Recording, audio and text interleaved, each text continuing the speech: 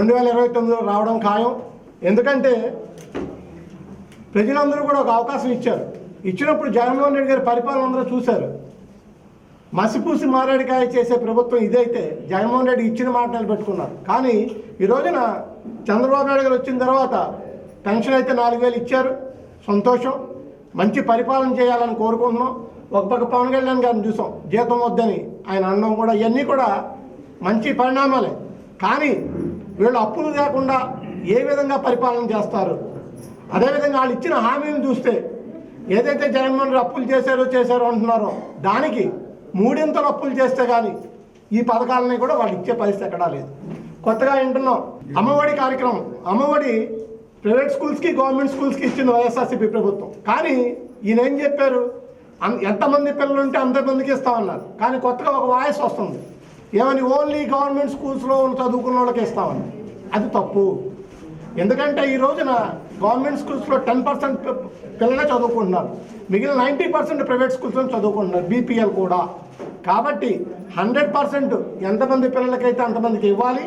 ఆయన ఏదైతే హామీలు ఇచ్చారో మహిళలకి 1500 రూపాయలు ఇస్తామని, అదేవిధంగా 3000 రూపాయలు నిరుద్యోగ భృతి ఇస్తామని ఏదైతే పథకాలు చెప్పారో నిజంగా కనుక వాళ్ళు చేస్తే తప్పకుండా ప్రజలు వాళ్ళే కోరుకుంటారు. కానీ చంద్రబాబు నాయుడు గారిని మనం అందరం చూసాం. 600 హామీలు ఇచ్చిన రోజున కూడా 2014లో మనం చూసాం. ఇచ్చిన తర్వాత మేనిఫెస్టోని ఇంటర్నెట్లో తీసేశారు. మరి ఇప్పుడు ఇచ్చిన హామీలు 1, 2 అయితే మొదటి పెన్షన్ ఇవ్వడం సంతోషం. ఈ పెన్షన్లు ఎంతవరకు కంటిన్యూ చేస్తారు? ఇదే విధంగా ఇస్తారా? అదేవిధంగా జగన్మోహన్ రెడ్డి గారు ఇచ్చినంత మందికి పెన్షన్లు కానీ అమ్మఒడి కానీ ఇస్తారా, ఇంకా పెంచుతారా అనేది కూడా మనం వేచి చూద్దాం. తప్పకుండా ప్రజలు మంచిగా పట్టం కడతారు. ఎంతమంది కలిసి వచ్చినా ఎప్పుడూ కూడా నీతి నిజాయితీ అనేది ఒకటి ఉంటుంది. సేవ చేయడానికి రాజకీయాల్లోకి రావాలి. అదేవిధంగా ఇక్కడ మా ఇమ్రాన్ బ్రదరు ఎప్పుడూ కూడా ప్రజలకు అందుబాటులో ఉంటూ ఈ వార్డ్ డెవలప్మెంట్కి ఈ రోజున విశాఖపట్నం డెవలప్ అయింది అంటే వైఎస్ఆర్సీపీ ప్రభుత్వం అని చెప్పడంలో ఒక్క మాట కూడా వెనక్కి అడిగేయలేం. ఎందుకని నేను చెప్తా, నేను ఒక కార్పొరేటర్నే. నా వార్డు డెవలప్మెంట్ నేను కష్టపడే వర్కులు తెచ్చుకుంటే మా ఎమ్మెల్యే గారు కూడా వచ్చి మేము కష్టపడి తెచ్చిన వర్కుల్ని వాళ్ళు ఏదో చేసినట్టుగా మెహర్బానీ చేస్తున్నారు. దయచేసి మేము అందరినీ కోరుకున్నది ఒకటే, ప్రజలు మంచి తీర్పు ఇచ్చారు కాబట్టి మీరందరూ కూడా ప్రజలకు ఉపయోగపడే పనులు చేయండి.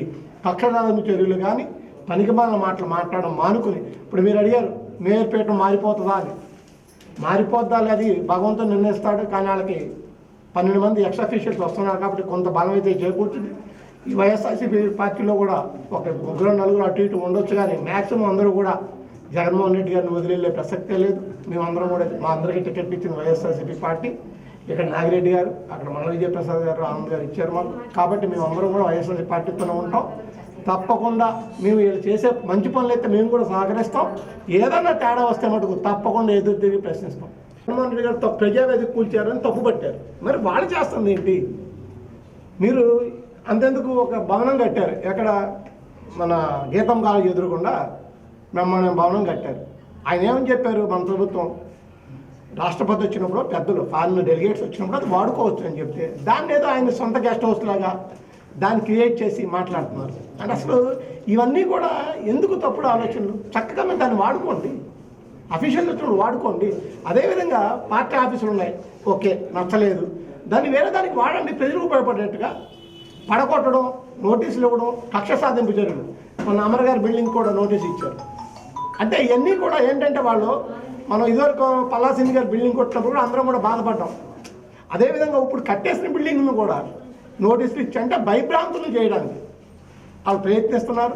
బయటకు మటుకు మేము ఎక్కడా కక్ష సాధింపులు చేయమంటున్నారు. కానీ వాళ్ళు చేసేది మొత్తం కూడా ఎవరిని ఏ విధంగా ఇబ్బంది పెట్టాలి, కార్పొరేట్లో అవనండి, పోటీ చేసిన ఎమ్మెల్యే క్యాండిడేట్లు అవనండి, ప్రతి ఒక్కరిని వైఎస్ఆర్సీపీ కార్యకర్తలను ఏ విధంగా భయభ్రాంతులు చేసి వాళ్ళని ఇంట్లో కూర్చోబెట్టాలి అనేది వాళ్ళ ఆలోచన.